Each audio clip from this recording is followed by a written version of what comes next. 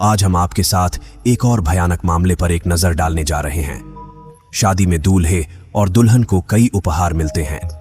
आज के मामले में एक नवविवाहित जोड़े को भी कई उपहार मिले, लेकिन उन्हें नहीं पता था कि इन उपहारों में से एक में बम था। इस उपहार के कारण 2 निर्दोष लोगों की मौत हो गई और जब यह उपहार देने वाले व्यक्ति का खुलासा हुआ तो पुलिस भी हैरान रह गई।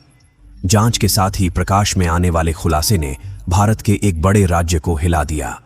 यह कहानी भारत के प्रसिद्ध राज्य ओडिशा के बालंगीर जिले की है। बालंगीर जिले के पटनागढ़ शहर में 5 का परिवार रहता था। आगे बढ़ने से पहले मैं आपको बताता हूं कि ओडिशा अपने ऐतिहासिक चक्कों और शानदार दृश्यों के लिए प्रसिद्ध है और पटनागढ़ शहर अपने कई प्राचीन मंदिरों के लिए प्रसिद्ध है। 5 सदस्यीय परिवार में रविंद्र कुमार साहू, उनकी पत्नी संजुक्ता साहू शामिल थे, उनके बेटे शेखर साहू और उनकी बेटी। वहीं पर रविंद्र कुमार साहू की मां जेमिमानी साहू भी वहीं निवास करती थीं। 5 सदस्यीय परिवार काफी शिक्षित थे। रविंद्र कुमार साहू पटनागढ़ के जवाहरलाल नेहरू कॉलेज में प्राणी विज्ञान के लेक्चरर थे और संजुक्ता साहू ज्योति विकास जूनियर कॉलेज के प्रिंसिपल थे। उनके बेटे शेखर बेंगलुरु में एक जापानी इलेक्ट्रॉनिक्स फर्म में इंजीनियर थे। 18 फरवरी 2018 को शेखर साहू ने एक भव्य समारोह में रीमा रानी से शादी की। इसके अलावा उन्होंने मेजबानी की। 20 फरवरी 2018 को रिसेप्शन पार्टी, जिसमें कई मेहमानों और पड़ोसियों ने भाग लिया। हालांकि 22 फरवरी को रिसेप्शन के 2 दिन बाद रविंद्र कुमार की बेटी काजाख्स्तान लौट आई। वह वहां पढ़ाई कर रही थी और अपने भाई की शादी के लिए छोटी छुट्टी पर भारत आई थी। 22 दिसंबर तक सभी मेहमानों ने घर छोड़ दिया था और परिवार के 6 सदस्यों में से 2 काजाख्स्तान के लिए उड़ान पकड़ने के लिए दिल्ली हवाई अड्डे पर गए थे। घर में केवल संजुक्ता साहू ही बचे थे। बेटे शेखर साहू, शेखर की पत्नी रीमा साहू और शेखर की दादी जेम्मा मणि साहू। अगले दिन 23 फरवरी 2018 को सुबह 10 बजे लगभग संजुक्ता अपने कॉलेज के लिए रवाना हो गईं, जिसमें घर पर केवल 3 लोग छोड़ गए। अचानक लगभग 12:45 बजे स्काई किंग कुरियर सेवा का पीएमआई डिलीवरी बॉय एक बड़े बॉक्स लेकर उनके घर पहुंचा। यह पार्सल शेखर साहू के नाम था और इसे रायपुर से एसके सिन्हा द्वारा भेजा गया था। वास्तव में रायपुर पटनागढ़ से लगभग 140 मील दूर है, छत्तीसगढ़ का राजधानी है। यहां शेखर को पैकेल बॉक्स मिला और रसोई में लाया जाता है। हालांकि वह समझ नहीं पाया कि यह पार्सल किसने भेजा था, क्योंकि वह रायपुर में एसके सिन्हा नाम के किसी को नहीं जानता था। फिर वह अपनी पत्नी रीमा को यह बताता है, जो रसोई में लंच बना रही थी। लेकिन फिर वह सोचता है कि यह शादी का उपहार हो सकता है, क्योंकि लोग शामिल नहीं हो सकते हैं। शादी या रिसेप्शन अक्सर अपने उपहार कुरियर द्वारा भेजते हैं। इसके अलावा पार्सल पर स्टिकर पर उपहार भी लिखा गया था। अब शेखर की दादी भी रसोई में आती है और शेखर अपनी दादी और पत्नी के सामने पार्सल बॉक्स खोलना शुरू कर देती है। जब शेखर बॉक्स खोलता है तो उसे अंदर एक और बॉक्स मिलता है, जो हरे उपहार कागज में लिपटा हुआ है। लेकिन उस बॉक्स से एक सफेद तार निकलता था, जिसे शिखर अनजाने में खींचा गया और अचानक एक जोर से विस्फोट आया। विस्फोट इतना शक्तिशाली था कि इसने रसोई में सब कुछ बिखरा दिया, खिड़कियां तोड़ दी और यहां तक कि रसोई की दीवारों को भी टूट दिया। इसके अलावा शेखर और उसकी दादी के 90% शरीर जले गए और रीमा के 40% शरीर जले गए।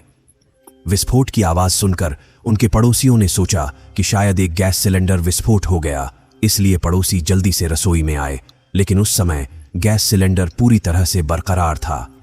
इस बीच एक व्यक्ति एम्बुलेंस बुलाता है, जबकि दूसरा पुलिस को बुलाता है और एक और ने शेखर के परिवार को विस्फोट की जानकारी दी। एम्बुलेंस आने पर कुछ लोग उन्हें बालंगीर के सरकारी मेडिकल कॉलेज अस्पताल ले जाते हैं। हालांकि अस्पताल पहुंचने पर 85 वर्षीय गेममानी साहू को डॉक्टरों ने मृत घोषित कर दिया है। इसके अलावा प्रारंभिक उपचार के बाद डॉक्टर शेख को रेफर करते हैं। पत्नी रीमा को एक बड़े अस्पताल में भर्ती कराया गया, लेकिन थोड़ी देर के लिए वहां भर्ती होने के बाद डॉक्टरों ने शेखर को मृत घोषित कर दिया।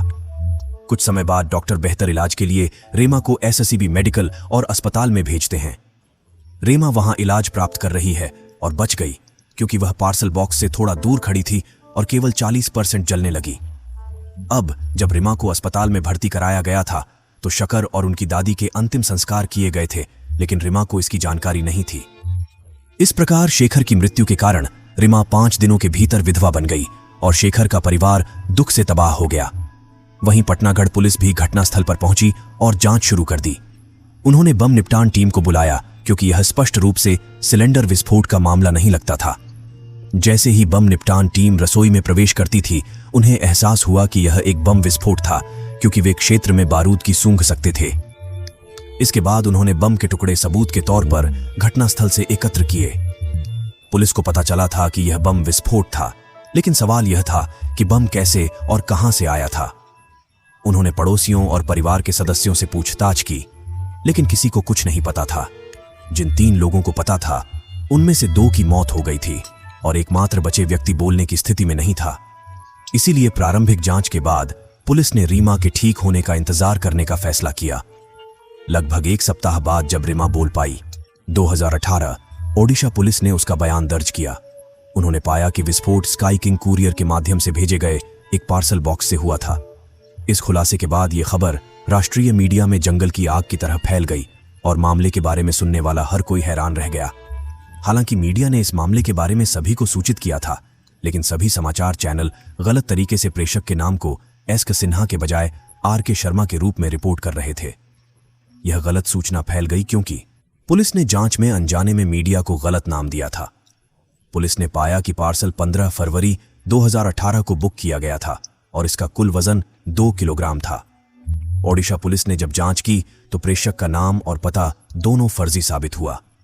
छत्तीसगढ़ की राजधानी रायपुर पहुंची पुलिस की एक टीम जांच को आगे बढ़ाने के लिए पहुंची। स्काई किंग कुरियर के कार्यालय पहुंचने पर जहां से पार्सल भेजा गया था, पुलिस ने सीसीटीवी फुटेज की जांच करने का प्रयास किया, लेकिन पाया कि सीसीटीवी कैमरा लगाया नहीं गया है। शुरू में पुलिस का प्रयास सीसीटीवी फुटेज चेक करके उस व्यक्ति की पहचान करना था जिसने पार्सल भेजा था। हालांकि कुछ दिन बाद साइबर सेल ने पुलिस को सूचित किया कि पैटनगर से लगभग 70 मील दूर एक निजी कंप्यूटर से पार्सल को 2 बार ऑनलाइन ट्रैक किया गया था। पुलिस को संदेह है कि हत्यारे ने इस पार्सल का पता लगाया हो सकता है। हालांकि जब पुलिस ने कंप्यूटर के स्थान का पता लगाया, उन्हें पता चला कि कुरियर कंपनी के एक कर्मचारी ने वहां से पार्सल का पता लगाया।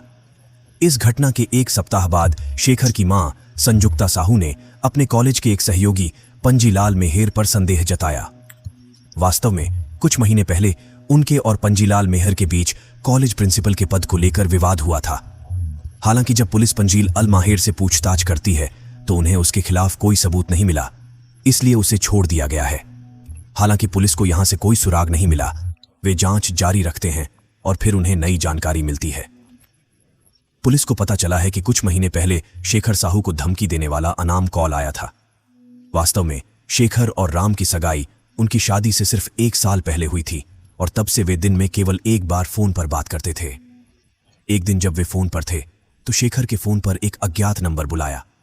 शेखर ने रिमा को रोक दिया और कॉल का जवाब दिया, लेकिन एक लड़के ने उसे धमकी दी और उसे रिमा से शादी न करने की चेतावनी दी।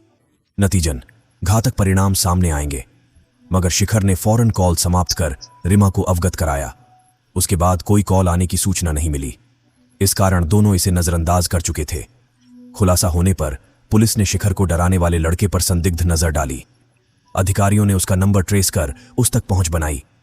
पुलिस को पता चला कि लड़के को रिमा से एक तरफा प्रेम था और वो नहीं चाहता था कि रिमा किसी और से विवाह करे। अतः लड़के ने बम वाला पार्सल भेजने की बात से इनकार करते हुए भी शिखर को फोन कर दिया। पुलिस ने कार्रवाई की। उसके विरुद्ध पॉलीग्राफ जांच की गई, परंतु टेस्ट में उसकी सच्चाई सामने आई, जिससे पुलिस ने उसे छोड़ दिया। शेखर के मित्रों, संबंधियों, साथ काम करने वालों, स्काई किंग कुरियर स्टाफ और डिलीवरी लड़के समेत 100 से अधिक व्यक्तियों से महीने भर पूछताछ करने पर भी पुलिस को कोई सबूत नहीं मिले। शेखर और रिमा के कॉल रिकॉर्ड्स की जांच की गई और उनके लैपटॉप की भी खोजबीन की गई, लेकिन कोई संकेत नहीं मिला। 3 हफ्ते बाद ना ही पुलिस ने और ना ही रीमा के परिवार वालों ने उसे कोई जानकारी दी। चेक्का का निधन हो गया है। हालांकि घटना के 24 दिन बाद रिमा को किसी तरह पता चला कि उसके पति की 24 दिन पहले मौत हो गई थी। ये जानकर वह इतना रोने लगती है कि वह कई घंटों तक रोती रहती है। हालांकि वह अपने परिवार से भी गुस्सा थी, क्योंकि उन्होंने इस तथ्य को कई दिनों तक उससे छिपा रखा। लेकिन सच यह था कि उन्होंने भी इस तथ्य को रीमा की भलाई के लिए छिपा रखा था। लेकिन जब रिमा रोती थी तो उसके एक रिश्तेदार ने इसे रिकॉर्ड कर सोशल मीडिया पर पोस्ट किया। उसके बाद सभी समाचार चैनलों ने यह वीडियो टेलीविजन पर दिखाना शुरू किया और मामला इतना गर्म हो गया कि ओडिशा के लोग कहने लगे कि पुलिस अपना काम ठीक से नहीं कर रही है। इस कारण से 23 मार्च 2018 को यह मामला ओडिशा अपराध शाखा पुलिस को सौंप दिया गया है। सबसे पहले सभी संदिग्धों से अपराध शाखा द्वारा फिर से पूछताछ की जाती है और फिर वे स्काई किंग ऑफिस के आसपास लगभग 250 सीसीटीवी कैमरों की सावधानीपूर्वक जांच करते हैं, परंतु किसी भी वीडियो में व्यक्ति को कुरियर भेजते हुए नहीं देखा गया। मगर 4 अप्रैल 2018 को बालंगीर के पुलिस प्रमुख को अंग्रेजी में लिखित एक गुमनाम पत्र प्राप्त हुआ। इस पत्र की प्रमुख बात यह थी कि पार्सल आर.के. शर्मा के बजाय एस.के. सिन्हा को भेजा गया था और इस घटना का संबंध धोखाधड़ी और पैसों के लेन देन से है। मतलब पत्र भेजने वाले ने स्पष्ट किया कि यह पूरी परिस्थिति प्रेम, धन और संपत्ति विवादों की वजह से हुई है। इस कारण से अपराध शाखा की टीम भी इस कोण से मामले की जांच करती है, लेकिन कई दिनों तक संघर्ष करने के बावजूद उन्हें कोई सफलता नहीं मिली है। इसके बाद पुलिस अधीक्षक इस अनाम पत्र की डिजिटल कॉपी अपराध शाखा के प्रमुख अरुण भौथरा को भेजता है ताकि सुराग मिल सके। अरुण भौथरा ने इस पत्र को लगभग 100 बार पढ़ा, लेकिन फिर अचानक वह हैरान हो जाते हैं कि पत्र भेजने वाले को कैसे पता चला कि पार्सल एस.के. सिन्हा के नाम पर भेजा गया था, जबकि गलती के कारण भेजा गया था। पुलिस ने आर.के. शर्मा का नाम अब भी मीडिया में छाया हुआ था, इसलिए अरुण भौथरा समझते थे कि जिसने यह पत्र भेजा उसी ने पार्सल भी भेजा और वही कातिल है। इसलिए अपराध शाखा ने फौरन पत्र की फॉरेंसिक जांच हेतु भेज दिया ताकि उंगलियों के निशान मिल सके, पर जांच में कोई फिंगरप्रिंट नहीं मिले। फिर भी अपराध शाखा ने परिवार को इस पत्र की जानकारी नहीं दी और खुद जांच कर रही है। और सफलता, उन्होंने पहली बार परिवार को यह पत्र दिखाया। लेकिन पत्र पढ़ने के बाद साहू परिवार को किसी पर संदेह नहीं होता और कहता है कि हमारे परिवार में किसी संपत्ति पर कोई विवाद नहीं है। लेकिन अपराध शाखा परिवार के सदस्यों को इस पत्र की डिजिटल प्रति भी देती है। तब जब संजुक्ता बार बार इस पत्र को पढ़ती है तो उसे फिर से पंजीलाल मेहर पर संदेह हो जाता है। वास्तव में पंजीलाल अक्सर कॉलेज में परियोजना को पूरा करने वाले वाक्य का उपयोग करते हैं और इस पत्र में भी लिखी गई परियोजना को अंजाम दिया गया था। इसीलिए संजय दत्त को पंजीलाल पर शक था। इस बार अपराध विभाग के पास पुख्ता सबूत थे, इसलिए पंजीलाल को पूछताछ के लिए दोबारा बुलाया गया। इस बार पुलिस ने उससे सख्त पूछताछ की और तब उसने एक कहानी बताई। उसने कहा कि वह एक रात बाहर टहल रहा था और एक अजनबी ने उसे यह पत्र पोस्ट करने के लिए कहा। उस व्यक्ति ने पंजीलाल को धमकी भी दी। इस पत्र को पुलिस प्रमुख के पास भेजा गया, मगर किसी कारणवश अपराध शाखा की टीम पंजीलाल की कहानी पर भरोसा नहीं कर पाई। इसके पश्चात टीम ने उसके घर की खोजबीन करने का निश्चय किया। पंजीलाल के घर से वैसे ही लिफाफे मिले जिनमें पत्र पैक होकर पुलिस प्रमुख को भेजा गया था। साथ ही स्काई किंग कुरियर से पार्सल बुकिंग की रसीद भी प्राप्त हुई। जिलाल के पास कोई जवाब नहीं था। इसके बाद अपराध शाखा द्वारा पुंजीलाल पर संदेह और गहरा हो जाता है और फिर वे उसका लैपटॉप और पेन ड्राइव भी जब्त कर लेते हैं। अब पुलिस रायपुर की स्काई किंग कुरियर कंपनी के उस कर्मचारी को भी फोन करती है जिसने उस व्यक्ति को पार्सल भेजते देखा था। पंजीलाल को देखते ही वह पुलिस को बताता है कि यह वही व्यक्ति है जिसने शेखर साहू के घर पार्सल भेजा था। इतने सारे खुलासे के बाद पंजीलाल को यह भी पता था कि उसे अब पकड़ा गया है और झूठ बोलने का कोई फायदा नहीं है। इस प्रकार वह पुलिस को वास्तविक कथा बताने का निर्णय लेता है। वास्तव में 2009 से पहले पंजीलाल ज्योति विकास जूनियर कॉलेज में अंग्रेजी शिक्षक थे और उनका जीवन अच्छा चल रहा था। लेकिन 2009 में उन्हें कॉलेज का प्रिंसिपल बनाया गया और जब वह कॉलेज का प्रिंसिपल बन गए तो उनका जीवन और भी आसान हो गया। अब 2014 में संजुक्ता साहू ने ज्योति विकास जूनियर कॉलेज में एक व्याख्याता के रूप में इतिहास पढ़ाना शुरू किया। लेकिन कुछ महीनों के बाद सभी शिक्षक और छात्र संजुक्ता साहू को कॉलेज का प्रिंसिपल बनाने की बात करना शुरू कर देते हैं, क्योंकि संजुक्ता साहू पंजीलाल से 13 साल वरिष्ठ थे और उनका अधिक अनुभव था। लेकिन पंजीलाल सेवानिवृत्त होने तक इस कॉलेज का प्रिंसिपल बने रहना चाहते थे। इस कारण पंजीलाल संजुक्ता साहू को अलग अलग तरीकों से परेशान करते रहे, लेकिन इससे उन्हें कोई लाभ नहीं हुआ।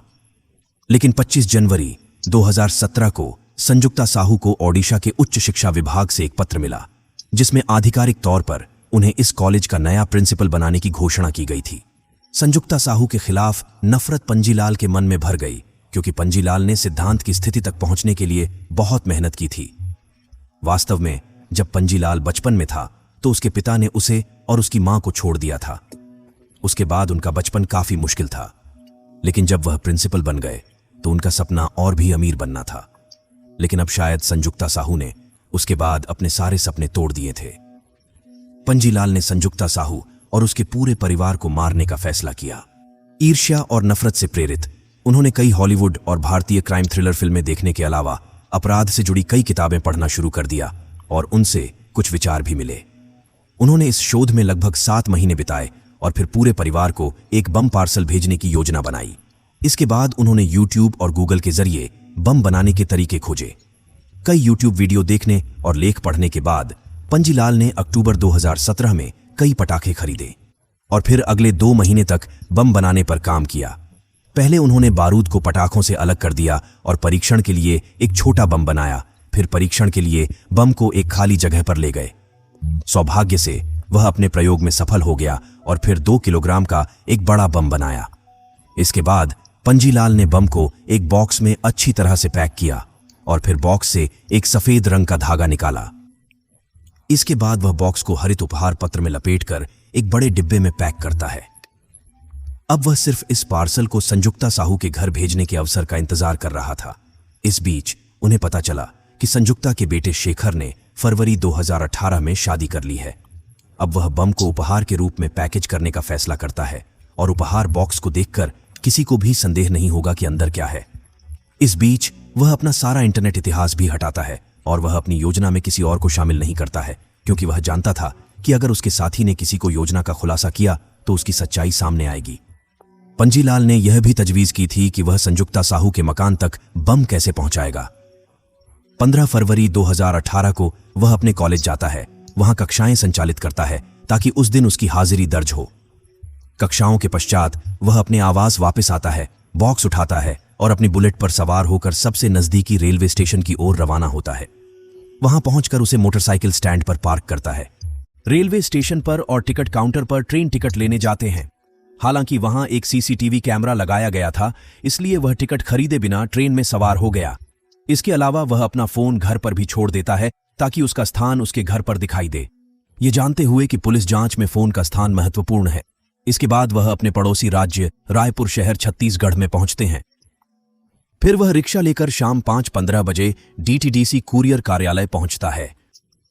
लेकिन इस बीच उसका चेहरा रूमाल से ढका हुआ था, क्योंकि वह किसी भी सीसीटीवी कैमरे से नहीं देखना चाहते थे।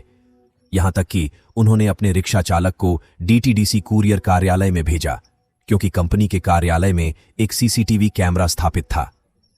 रिक्शा चालक ने भी पूंजीलाल की बात सुनी, क्योंकि पूंजीलाल ने उसे कुछ अतिरिक्त पैसा दिया था। लेकिन जब वह पार्सल के साथ कार्यालय के अंदर जाता है तो रिसेप्शनिस्ट तुरंत उससे पूछता है कि बॉक्स में क्या है जिसमें वह है। ड्राइवर के पास कोई जवाब नहीं है। हालांकि दुकान के बाहर पंजीलाल यह सुन रहे थे, इसलिए वह जल्दी से दुकान के अंदर जाता है, पार्सल उठाता है और जल्दी से वहां से चला जाता है।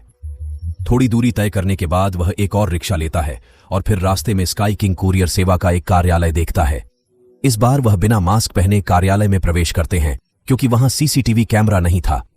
इस बार जब रिसेप्शनिस्ट उससे पूछता है कि पार्सल बॉक्स में क्या है, तो उसने कहा कि यह मिठाई है और यह शादी का उपहार है। फिर वह अपना नाम एसके सिन्हा कहता है और शेखर साहू के नाम पर पार्सल बुक करने के बाद वह उसी रात ट्रेन से घर लौटता है। दूसरी ओर यह पार्सल 20 फरवरी को पटनागढ़ में स्काई किंग कुरियर कार्यालय पहुंचता है। 5 दिन बाद डिलीवरी बॉय ट्वींस और फरवरी की शाम को शेखर के घर पार्सल ले जाता है। लेकिन जब वह देखता है कि उस घर में शादी चल रही है और हर कोई अपने कार्यों में व्यस्त है, तो वह पार्सल बिना अपने कार्यालय लौट आता है। पंजीलाल ने सावधानीपूर्वक योजना बनाई थी कि वह उस पर कोई संदेह न पड़े। उन्होंने शेखर और रिमा की शादी में भाग लिया, रिसेप्शन पार्टी औपचारिक रूप से, ताकि कोई संदेह न पैदा हो सके। हालांकि 23 फरवरी 2018 को डिलीवरी बॉय एक बार फिर अपने घर पर एक पार्सल लेकर पहुंचा और आगे क्या हुआ आप लोग पहले से ही जानते हैं। फिर भी पंजीलाल ने शेखर और दादी के अंतिम अनुष्ठानों में भी भाग लिया। हालांकि घटना के 1 सप्ताह बाद पुलिस ने उसे पूछताछ के लिए बुलाया तो वह थोड़ा घबराया गया, लेकिन कुछ पूछताछ के बाद पुलिस ने उसे छोड़ दिया।